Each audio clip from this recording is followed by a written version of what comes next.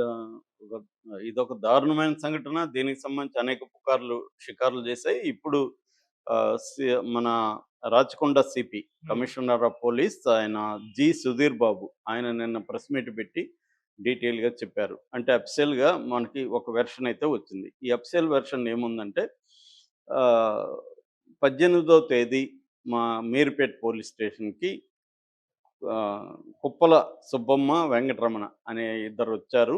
హ్మ్. వాళ్ళ వాళ్ళేం జెప్పారంటే, "మా కూతురు వెంకటమాధవి కనిపించటం లేదు" అనేది వాళ్ళు చెప్పారు. సో, మేము మిస్సింగ్ కేస్‌గా దాన్ని నమోదు జేసుకున్నాము. సో, వాళ్ళెవరు, ఏంటి అనే విషయానికొచ్చేసరికి ఆమె పుట్ట వెంకటమాధవి ఆమె పేరు. వాళ్ళ భర్త పేరు పుట్ట గురుమూర్తి. ఆమెకు 35 ఏళ్ళు, భర్తకి 39 ఏళ్ళు.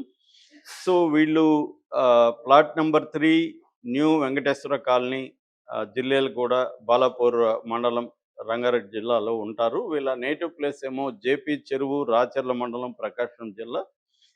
వీళ్ళకి పెళ్ళై గత 13 ఏళ్లయింది. వీళ్ళకిద్దరు పిల్లలు బాబు, పాప.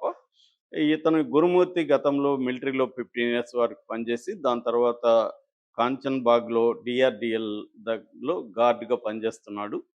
సో, మాకు ఎప్పుడైతే వీళ్ళు రిపోర్ట్ ఇచ్చిన తర్వాత మేము ఫస్టు సీసీటీవీలని పరిశీలించాను. అక్కడికెళ్ళాం. అక్కడ అది 3 అంతస్తుల బిల్డింగు. దాంట్లో మధ్యలో ఉంటాడితను. వెనక వైపు ఉంటాడు వీళ్ళ ఫ్యామిలీ.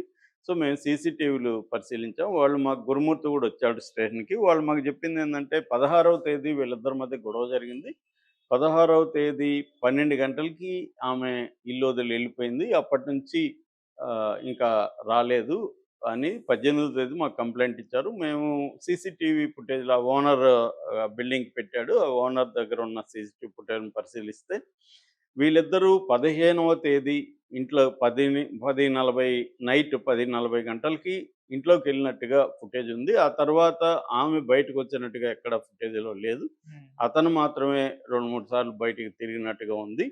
సో, దీని మీ రెండోదేంటంటే వీళ్ళ ఆహ్, పుట్టా సుబ్బమ్మ కుప్పల సుబ్బమ్మ వీళ్ళ మదర్ ఎవరైతే ఉన్నారో, ఆమె గాని, వెంకటరమణ వాళ్ళ హస్బెండ్ అంటే ఈ మాధవ్ వాళ్ళ అమ్మ, నాన్న ఇతని మీద కూడా డౌట్ ఉంది మాకు. గురుమూర్తి మీద కూడా. ఎందుకంటే గురుమూర్తి గతంలో ఆహ్, అనేక సార్లు భార్యతో గొడవలు పడేవాడు అని వాళ్ళు చెప్పారు. మేము ఆ యాంగిల్ నుంచి గురుమూర్తి మీద సందేహంతో గురుమూర్తిని అదుపులోకి తీసుకున్నాం. గురుమూర్తిని విచారించాము. అతను కొన్ని విషయాలు, షాకింగ్ విషయాలు మాకు చెప్పాడు అనేది చెప్పారు. ఇప్పుడు హ్మ్. గురుమూర్తి చెప్పిన దీంట్లో ఏందంటే ఆహ్, ఈ గురుమూర్తి, ఈ ఈమె వెంకటమాధవి సంక్రాంతికి 14థ్‌న వాళ్ళ అక్క సుజాత అని ఉంటది. ఈ గురుమూర్తి వాళ్ళ అక్క. వాళ్ళ ఇంటికి వీళ్ళు ఆహ్, బడంగపేటలో ఉంటారు. వాళ్ళ దగ్గరికి వీళ్ళెళ్లారు. తర్వాత తను జాబ్‌కెళ్ళాడు. మళ్ళీ వచ్చి 15థ్‌న పిల్లల్ని అక్కడే వదిలేసి 15థ్ నైట్ ఇక్కడికి వచ్చారు. వచ్చేసిన తర్వాత ఇతను చంపాలని డిసైడ్ చేసుకున్నాడు అప్పటికి. ఒక ప్లాన్ అయితే ఉంది. ఆ టైంలో సంక్రాంతి కాబట్టి ఆ ఇళ్ళల్లో ఉండేవాళ్ళు ఎవరు లేరు ఆడ. ఊర్లకెళ్ళిపోయారు. హ్మ్. సో, అందుకని తనకి ప్రైవసీ దొరికింది. పిల్లల్ని కూడా కావాలని అక్కడే ఉంచారు. సో, ఇక్కడికొచ్చి 16థ్ మార్నింగ్ అరౌండ్ 8:00కి తను లేచి కావాలనే ఆమెతో గొడవ పెట్టుకున్నాడు. ఆ గొడవలోంచి ఆమెను చెంప మీద గట్టిగా కొట్టేసరికి ఆమె గోడకి తగిలి కింద పడిపోయి స్పృహ తప్పిపోయింది. ఆ స్పృహ తప్పిపోయిన తర్వాత ఆమెను గొంతు పిసికి ఇతను చంపేశాడు. చంపేసిన తర్వాత ఇతను మార్నింగ్ 10 నుంచి ఆ రోజు రాత్రి ఆహ్, 6 వరకు ఈ బాడీని డిస్పోజ్ చేసే కార్యక్రమంలో ఉన్నాడు. ఫస్ట్ ఏం చేశాడంటే బాడీని బాత్రూమ్‌లోకి తీసుకెళ్ళాడు. బాత్రూమ్‌లో ఆమె బట్టలన్నీ ఇప్పేసాడు. ఇప్పి హ్మ్. బెడ్ మీదేశాడు. దాని తర్వాత కిచెన్‌లోకెళ్ళి కత్తిని తీసుకొచ్చాడు. కత్తితో ఫస్ట్ భుజాలు నరికాడు. దాని తర్వాత కాళ్ళు నరికాడు. దాని తర్వాత మళ్ళీ కాళ్ళని ముక్కలు ముక్కలుగా, భుజాలు ముక్కలు ముక్కలుగా చేశాడు. అలాగా ముక్కలన్నీ చేసి ఒక బకెట్టు తీసుకున్నాడు. ఆ బకెట్‌లో వాళ్ళ దగ్గర ఆల్రెడీ హీటర్ ఉంది. యాసిడ్ కూడా వాళ్ళ ఇంట్లో ఉంది. దాంట్లో ఆ హీటరు వేడి చేసి బకెట్‌లో ఈ ముక్కలన్నీ బకెట్‌లో వేసి వాటిని బాగా మరిగించాడు. మరిగించేసి యాసిడ్ కూడా పోసాడు. దాంతో ముక్కలు ఆహ్, మాంసం అంతా ఇదైపోయింది. దాన్ని మళ్ళీ కొంత కరగని మాంసాన్ని సింగిల్ బర్నర్ స్టవ్ ఉంది వాళ్ళ ఇంట్లో. ఆ స్టవ్ మీద పెట్టి కాల్చాడు. సో, కాల్చి ఎముకల్ని ఇవన్నీ స్మెల్ బయటికి ఎళ్ళిపోవడానికి ఇంట్లోనే స్మెల్ ఉండకుండా ఉండడానికి తలుపులు, కిటికీలు అన్నీ తెరిచేశాడు. హ్మ్. సో, కాల్చేసిన తర్వాత ఆ పొడి ఏదైతే ఉందో అవన్నీ దాన్ని కలిపి ఆ ఎముకల పొడి గూడా చేశాడు. ఎముకల్ని కొంత రోట్లో గూడా కొట్టాడు. దంచాడు వాటిని. దంచి అవి పొడి అయిపోయినాయి. ఈ పొడిని దాంతో ఫ్లష్‌లో టాయిలెట్‌లో వేసేసి ఫ్లష్‌లో అనేక సార్లు ఫ్లష్ చేశాడు. ఎక్కడ డ్రైనేజ్‌లో గూడా దొరకకుండా ఉండాలనేసి. దాని తర్వాత మిగతా భాగాల్ని డస్ట్‌బిన్‌లో పెట్టాడు. డస్ట్‌బిన్‌ని తీసుకెళ్ళి అక్కడ జిల్లేలగూడ చెరువులో వేసేసాడు మిగతావి.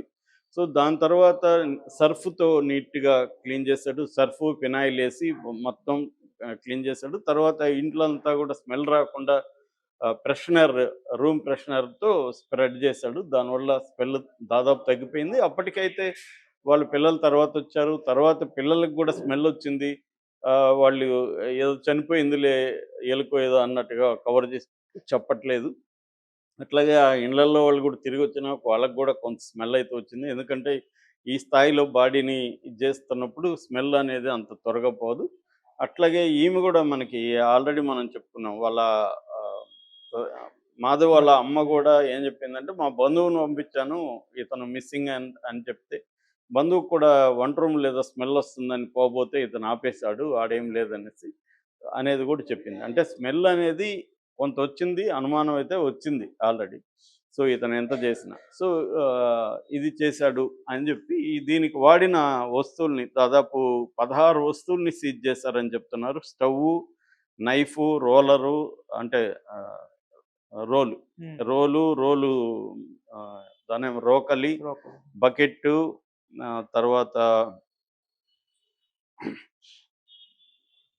అదే ఆమె బట్టలు, తర్వాత ఇతని బట్టలు, ఇతను షార్టేసుకున్నాడది, ఫినాయిలు, ఫ్రెషనరు, యాసిడ్ బాటిలు, స్క్రాపు ఇవన్నీ ఇంకా మొత్తం మోటార్ సైకిలు, మొబైల్ ఫోన్స్ 2 అన్నీ కలిపి 16 వస్తువుల్ని సీజ్ చేసుకున్నారు. సో, ఇప్పుడేందంటే పోలీసులే షాకయ్యారు. సుధీర్ బాబు గారు ఏం చెప్తున్నారంటే, "అసలు మేమే షాకయినాం. ఇంత క్రూయల్‌గా ఎలా చంపాడని. మనిషిని చూస్తేమో నీట్‌గా ఉన్నాడు, అందంగా గూడా ఉన్నాడు, ఫిట్‌గా ఉన్నాడు. వాడినడిగాము ఎలారా నువ్వు ఇలా చేశావు" అంటే, "ఏముంది సార్ ఆమె పొట్టిగా ఉంటది. 5 అడుగులే. కాబట్టి ఆమెని కట్ చేయడం నాకేం పెద్ద ఇబ్బంది కాలేదు" అని కూల్‌గా చెప్తున్నాడు. ఇతనికేమీ క్రైమ్ హిస్టరీ గూడా ఏమీ లేదు. ఎక్కడా గూడా. గతంలో కేసులు గాని ఏమి హిస్టరీ లేదు. చూడ్డానికి నార్మల్‌గానే ఉన్నాడు. మామూలుగానే మాట్లాడుతున్నాడు. కూల్‌గా ఉన్నాడు మనిషి.